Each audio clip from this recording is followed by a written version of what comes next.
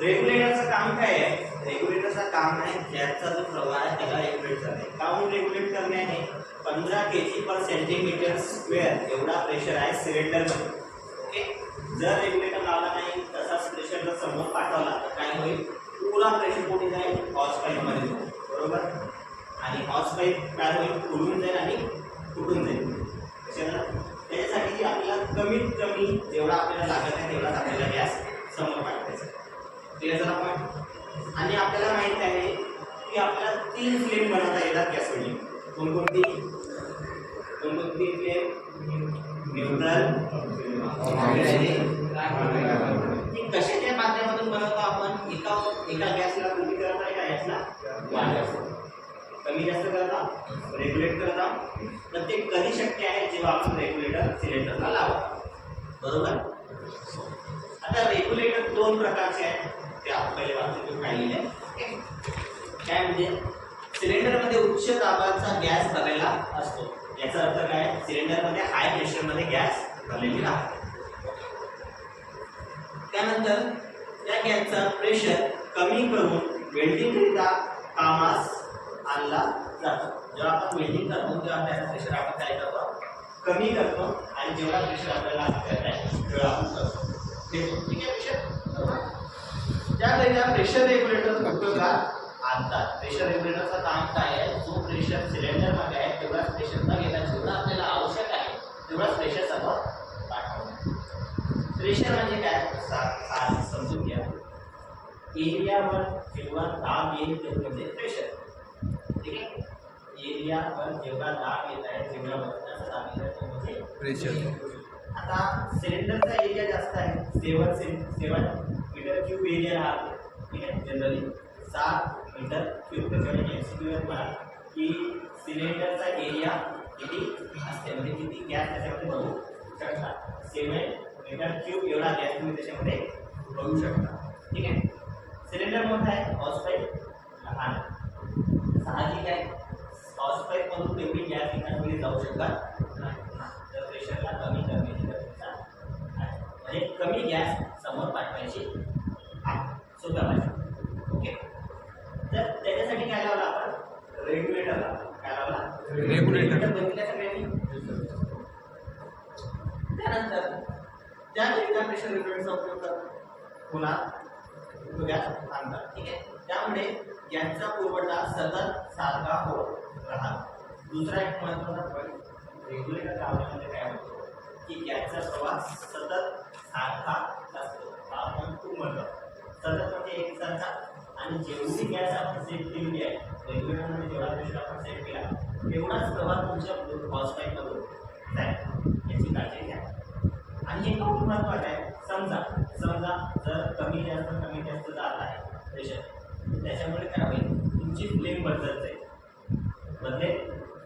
काऊन आपण काय म्हणला? कार्बोहायड्रेट फ्लेम आहे, तर त्याच्यामध्ये काय आहे? ॲसिडिटी जास्त आहे. ठीक आहे, ॲसिडिटीचा प्रवाह जास्त.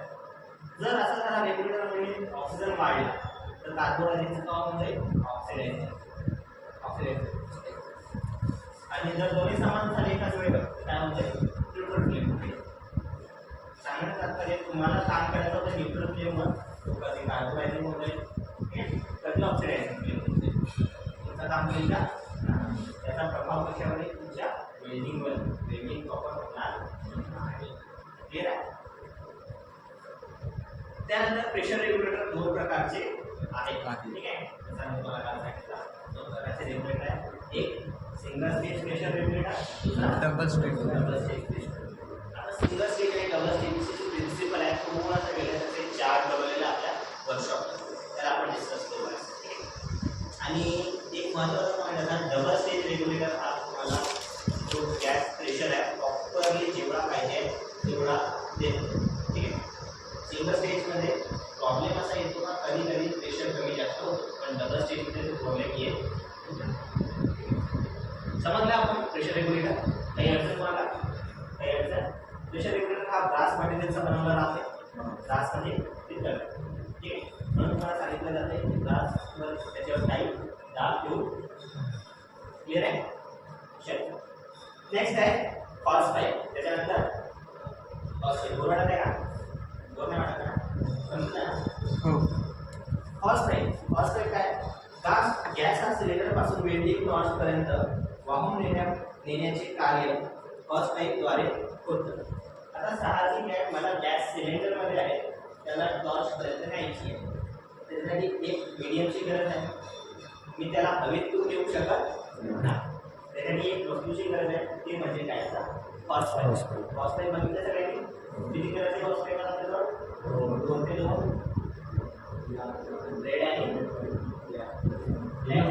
ब्लू आहे. रेड कुठे लावला? रेड सिलेंडर लावला. रेड ऍसिटिलीन आणि ऑक्सिजनला ब्लू. एक कॉम लावला.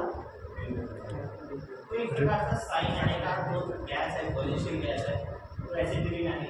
ठीक आहे. नेक्स्ट काय म्हणलं? ऑक्सिजन गॅस करिता निळ्या रंगाचा व ऍसिटिलीन गॅस करिता मरून किंवा तांबड्या त्याला आपण रेड म्हणतो रंगाचा हॉर्स पाईप वापरतात. क्लिअर आहे सगळ्यांना? हॉर्स पाईप 2 कनेक्टरद्वारे जोडतात. हॉर्स पाईप तेल, ग्रीस व धुळीपासून दूर ठेवा. ठीक आहे.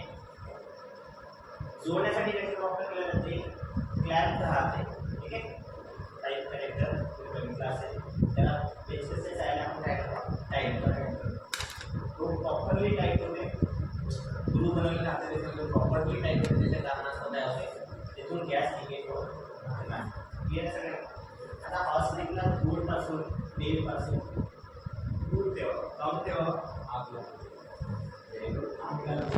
हॉर्स पाईपला आग लागली म्हणजे तो आग कुठपर्यंत जाईल? नेक्स्ट लो पाईप, त्याला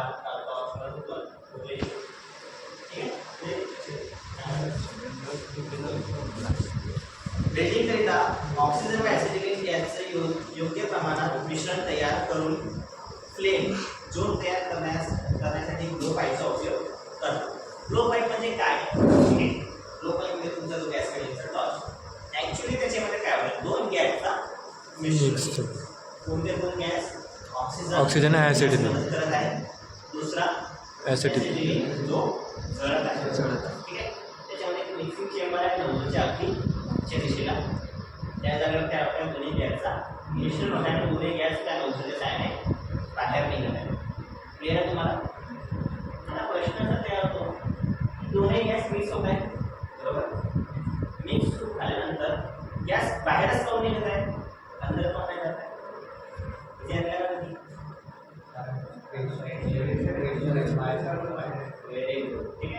सिलेंडर प्रेशर जास्त असल्यामुळे ॲटमॉस्फेरिक प्रेशरपेक्षा सिलेंडर प्रेशर जास्त असल्यामुळे ते गॅस नव्हते त्याने. क्लिअर आहे सगळ्यांना? ग्लो पाईप बद्दल बोलतो. ग्लो पाईपचा उपयोग केला जातो. ग्लो पाईपला ऑक्सिजन व ऍसिटिलीनचे वेगवेगळ्या कनेक्शन गॅस कनेक्टरद्वारे जोडलेले असतात. ठीक आहे. गॅस कनेक्टरद्वारे काय केलं जाते? ऑक्सिजन आणि ऍसिटिलीनचा त्याला कनेक्ट केला जातो. ग्लो पाईपचा आपल्याला डायग्राम आणि तो दाखवत आहे बघा. ग्लो पाईप गॅससाठी लिक्विडमध्ये तुझं सिलेंडर केलं त्याच्यात वर. ठीक आहे. जसं तुम्ही बघितलं आहे, लो प्रेशर ग्लो पाईप तुम्ही लावलेला आहे. त्यानंतर ग्लो पाईप गॅसचे प्रेशर ॲडजस्ट करण्यासाठी 2 वेगवेगळ्या ॲडजस्टिंग स्क्रू किंवा नॉब दिलेले असतात. बघितल्यासाठी ॲडजस्टिंग स्क्रू किंवा नॉब तो जो तुम्ही फिरवत होते clockwise direction, anti clockwise direction, त्याला ॲडजस्टिंग स्क्रू म्हणतात किंवा नॉब म्हणतात. ठीक आहे. काय ते ॲडजस्टिंग स्क्रू. काय ॲडजस्टिंग स्क्रू काऊन म्हणलं आहे? त्याच्यामुळे काय करतात? तुम्ही ॲडजस्ट करतात कशाला? दोन गॅसला, बरोबर? समोरच्या बाजूला नोझल बसवलेला असते. बसवला आहे का समोरच्या बाजूला नोझल? ग्लो पाईपच्या नोझल हे वेगवेगळ्या साईजचे असतात. ॲज पर वेल्डिंग रिक्वायरमेंट मला नोझल चेंज करावा. ग्लो पाईपचे 2 प्रकार आहेत. आपले रेग्युलेटरचे 2 प्रकार आहेत. कोणते 2 प्रकार आहेत रेग्युलेटरचे? सिंगल फेज आणि डबल फेज. त्याच पद्धतीने ग्लो पाईपचे सुद्धा 2 प्रकार आहेत. कोणते? लो प्रेशर आणि high pressure. Low pressure low pressure लिहिलं नाही ॲक्च्युली लो प्रेशर ठीक आहे. लो प्रेशर ब्लो पाईप आणि high pressure blow pipe. Low pressure blow pipe आणि high pressure blow pipe. Okay. त्याच्यानंतर सिलेंडर ट्रॉली इथपर्यंत क्लिअर आहे सगळ्यांना? इथपर्यंत क्लिअर आहे?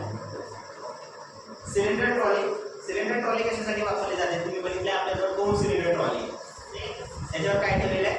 सिलेंडर. तुमच्या मते काय काय होऊ शकतं सिलेंडर ट्रॉलीचा बनवण्यामागचा कारण?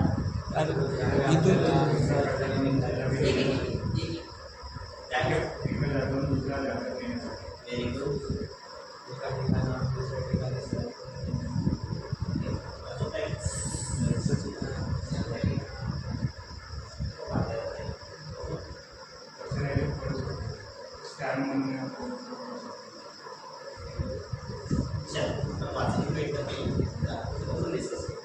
सिलेंडर ट्रॉली सिलेंडर चेन मध्ये बांधून एका ठिकाणाहून दुसऱ्या ठिकाणी आणण्याकरिता सिलेंडर ट्रॉलीचा वापर करतात. ठीक आहे. वापरतात. सिलेंडर ट्रॉली लोखंडापासून तयार केली जाते. सिलेंडर ट्रॉलीचा मेन काम काय आहे? सिलेंडर ट्रॉलीला 2 चाकं राहतात. सिलेंडरला इझिली वर्टिकल डायरेक्शन मध्ये नेण्यासाठी सिलेंडर ट्रॉलीचा वापर केला जातो. काय करू? सिलेंडरला वर्टिकल डायरेक्शन देतात. तो पॉईंट कधी नोट केलेला नाही, पण सिलेंडरला नेहमी हा वर्टिकल डायरेक्शन मध्ये ठेवला जातो. काऊन ठेवला जाते? जर तो हॉरिझॉन्टल डायरेक्शन मध्ये राहिला सगळा प्रेशर त्याच्या नेकवर येईल. जर सिलेंडर हा कसा आहे आपला डी आहे, डिझॉल्व ऍसिडिक आहे. ठीक आहे. म्हणजे कोणत्या रूपात आहे? बरोबर. त्याला जर मी आडवा ठेवला किंवा उलटा ठेवला तर काय होईल? सगळा प्रेशर कुठे येईल? नेकवर. आणि नेक कशाची बनलेली आहे? पितळची. ठीक आहे. आणि आपल्याला माहित आहे नेक जर डॅमेज झालं तिथून काय होईल? सिलेंडर लीक होईल. तर नेहमी सिलेंडरला आपल्याला वर्टिकल डायरेक्शन मध्ये ठेवायचा. वर्टिकल डायरेक्शन म्हणजे सगळ्यांना उभा ठेवण्यासाठी आपल्याला सिलेंडर ट्रॉलीचा वापर. दुसरा महत्त्वाचा काम, सिलेंडरला एका जागेपासून दुसऱ्या जागेवर नेण्यासाठी सिलेंडर ट्रॉलीचा वापर केला जातो. क्लिअर झाला पण? आणि नेतानी सुद्धा आपले लक्षात ठेवायचे सिलेंडरला नेहमी वर्टिकल ठेवायचं, कारण खूप ऑलरेडी फील आहे, त्याच्यामध्ये प्रेशर आहे. ठीक आहे. प्रेशरमध्ये जर त्याला इकडं तिकडं वाकवला आपण तर काय होईल? प्रेशर सगळा नेकवर आणि त्या प्रेशरमुळे काय होतं? नेक डॅमेज होऊ शकतो आणि अपघात होऊ शकतो. क्लिअर आहे? त्यानंतर गॅस वेल्डिंग गॉगल. ठीक आहे. गॉगल जो पहिले आपण हिरो बनतात ते. ठीक आहे. काय सगळ्यांनाच गॉगल. गॅस वेल्डिंग करताना उष्णतेपासून डोळ्याला बचाव करण्याकरिता गॅस वेल्डिंग गॉगलचा वापर. आता याच्यावरून आपल्याला एक वस्तू लक्षात येते, गॅस वेल्डिंग मध्ये उष्णता निघते म्हणजे काय निघते? हीट निघते. ठीक आहे. त्या हीट पासून डोळ्याला वाचवण्यासाठी आपण गॉगलचा वापर करतो का? आपण काळे गॉगल वापरतो का? आपण व्हाईट गॉगल वापरतो. आणि आर्क वेल्डिंग मध्ये आपण काळे गॉगल यासाठी वापरतो. त्याच्यामुळे 2 इन्फ्रारेड आणि अल्ट्राव्हायोलेट रेज, ठीक आहे, रेडिएटिव्ह वेव्स निघतात. त्याच्यापासून वाचवण्यासाठी आपण काळे चष्मे घालतो. इथून फक्त काय निघत आहे? हीट निघत आहे, उष्णता निघत आहे. त्या उष्णतेला डोळ्यावर न उठायला पाहिजे आपण काय वापरतो? गॉगल वापरतो. ते पांढरेवाला. क्लिअर सगळ्यांना? दुसरा एक महत्त्वाचा पॉईंट असा, जेव्हा तुम्ही गॉगल वापरता तर नेहमी ट्राय करा गॉगल हा पॅक पाहिजे. कारण गॅस वेल्डिंग करताना कधी कधी काय होते? स्पॅटर्स निघतात. स्पॅटर्समध्ये जेव्हा तुम्ही प्रेशर वापरता नाही ॲक्सिडेंट कमी होतो तर काय होतात? स्पॅटर निघतात. आवाज ऐकला स्पॅटरचा? जेव्हा तुम्ही वेल्डिंग करा फिलर रॉड्सवर तुम्हाला स्पॅटर होता दिसतो, बारीक होता येतो. ते डोळ्यात जाण्याचे चान्सेस खूप राहतात. तर without safety goggle, without gas welding goggle कोणीही वेल्डिंग करणार नाही. याची काळजी नेहमी घ्यायची आहे. क्लिअर आहे? त्याच्यानंतर एक महत्त्वाचा टूल आपला स्पार्क लायटर. स्पार्क लायटरमध्ये गॅसचे मिश्रण नोझलवर पेटवण्याकरिता व त्यापासून झोत तयार करण्याकरिता स्पार्क लायटरचा वापर करतो. आता स्पार्क लायटर काय आहे? तर एक प्रकारचा लायटर जो काय करतो? एक प्रकारचा स्पार्क तयार करतो. आपल्याला माहित आहे कोणतीही वस्तू जाळण्यासाठी 3 वस्तूंची गरज आहे. ठीक आहे. 3 वस्तूंचा मिश्रण म्हणजे काय? तर आग OP3 असतो ऑक्सिजन फ्यूल स्पार्क. ठीक आहे. आता ऑक्सिजन काय झालं आपल्याजवळ ऑक्सिजन सिलेंडर ऑक्सिजनसाठी. ओके. फ्यूल म्हणजे आपला ऍसिडिटी झालं आणि स्पार्क करायचं तर आपल्याजवळ काय स्पार्क काय दिसलं झालं ना. एकदम खूप छान बनवले विद्यार्थी. खूप छान विद्यार्थी. स्पार्क लायटर कसं आहे. स्पार्क लायटर म्हणजे काय राहते स्पार्क स्टोन राहते त्याला तुम्ही शकून पद्धत म्हणू शकता मराठीमध्ये. तो त्याला घासल्याबरोबर काय होते त्याला गुणधर्मासाठी त्याला जर थोडासाही घासला तर काय होते स्पार्क. आणि त्या स्पार्कच्या साईडने आपण काय करतो ज्योतला प्रज्वलित करतो चालतो. ठीक आहे. त्यानंतर ॲप्रॉन व हँड ग्लव्स. बघा ॲसिडिटी करताना सुद्धा आपल्याला ॲप्रॉन व हँड ग्लव्स घालणे अनिवार्य आहे. काय आहे उष्णतेपासून व गरम वस्तूंपासून शरीराचे संरक्षण करण्यासाठी ॲप्रॉन व हँड ग्लव्सचा ग्लव्स वापरतात. ॲप्रॉन व हँड ग्लव्स हे क्रोम लेदर पासून बनवले जातात. जसं आपण आर्क बद्दल बोलत होतो त्यावेळेस आपण बोलतो क्रोम लेदर म्हणून वापरले जाते. क्रोम लेदर कसा राहते सॉफ्ट राहते ऑपरेटिंग सोपी राहते आणि हीटला काय करते ॲब्सॉर्ब करते. क्लिअर आहे. म्हणून क्रोम लेदर पासून बनवलेले ॲप्रॉन व हँड ग्लव्स आपण गॅस वेल्डिंग करताना सुद्धा वापरतो. जसं आपण आर्क वेल्डिंग करताना वापरतो तसा गॅस वेल्डिंग करताना सुद्धा वापरतो. ठीक आहे. त्यानंतर वायर ब्रश याच्याने आपण आंघोळ करू शकतो. नाही वायर ब्रश कोणाला इच्छा असेल तर घेऊन जाऊ शकता आंघोळीसाठी आंघोळ आहेत का. वायर ब्रश वेल्डिंग वेल्डिंग केल्यानंतर किंवा वेल्डिंग करण्यापूर्वी जॉबवरील रंग ग्रीस धूळ व ऑक्साईड म्हणजे काय रे संग ऑक्साईड घासून स्वच्छ करण्याकरिता वायर ब्रशचा वापर केला जातो. क्लिअर आहे. वायर ब्रश म्हणजे काय तर एक प्लास्टिक कवरिंग किंवा लाकडी कवरिंग लाकडी हँगरवर काय केलं जाते वायर ताराचे गुच्छे एका रेषेत बांधलेले असतात जे तुम्ही बघितलं वायर. ठीक आहे. आणि त्याचा उपयोग करण्यासाठी ग्रीस ऑइल तुमचा पेंट असेल जॉबवर. ठीक आहे. किंवा जंग असेल ऑक्साईड असेल तर त्याला पूर्णतः क्लिअर जॉब वेल्डिंग करायचे आधी आणि वेल्डिंग झाल्यानंतर तुमचे फ्युजन झालेले असतात फ्युजन झोनला स्वच्छ करण्यासाठी तुमचा वायरचा वापर केला जातो. क्लिअर आहे. त्यानंतर वेल्डिंग टेबल आपल्याजवळ दोन आहेत. गॅस वेल्डिंग टेबल बद्दल बोलतो आपण. ठीक आहे. जसं आपल्या आर्क वेल्डिंगचे दोन टेबल आहेत आपल्याजवळ गॅस वेल्डिंगचे दोन टेबल आहेत. त्याला बूथची गरज नाही कारण काही रेडिएशन येत नाही म्हणून आपण त्याला बूथ बनवला नाही. आपण आर्क वेल्डिंगमध्ये बनवला टाईप बनवला. ठीक आहे. चल काय आहे वेल्डिंग टेबल हे स्टील अँगल पासून तयार करतात. ओके. वेल्डिंग टेबलच्या अर्ध्या भागावर फायर रिंग्स फिट केलेले असतात व बाजूला पाण्याची बाटली ठेवलेली असते जेणेकरून फ्लो पाईपला नोझल थंड करता येतो. आर्क वेल्डिंग आणि गॅस वेल्डिंग मधला एक महत्त्वाचा डिफरन्स. काय डिफरन्स. आर्क वेल्डिंग होल्डर जर गरम झाला त्याला तुम्ही पाण्यात थंड करू शकता पण गॅस वेल्डिंगचा जर नोझल गरम झाला तर तुम्ही पाण्यात आरामात थंड करू शकता आणि ते तुम्हाला करणेच आहे. जर तो जास्त गरम झाला तर काय होईल अंदरच काय करेल तो नाश करेल मिक्सिंग चेंबरमध्ये. ठीक आहे. जास्त गरम झाला मिक्सिंग चेंबरमध्ये काय होईल आग लागेल. मिक्सिंग चेंबरमध्ये आग लागल्यामुळे काय होईल आग तुमच्या हॉस्पाईपमध्ये लागेल. हॉस्पाईपमध्ये लागेल म्हणजे तुमच्या रेग्युलेटरपर्यंत पोहोचली. रेग्युलेटरपर्यंत पोहोचली म्हणजे तुमच्या सिलेंडर. क्लिअर आहे. म्हणून त्याला वेळोवेळी थंड करा. दुसरं फायर ब्रिक्स म्हणजे काय तर अशा मटेरियलचे ब्रिक्स येतात विटा येतात त्या फायर ब्रिक्समध्ये काय करते हीटला ॲब्झॉर्ब करते.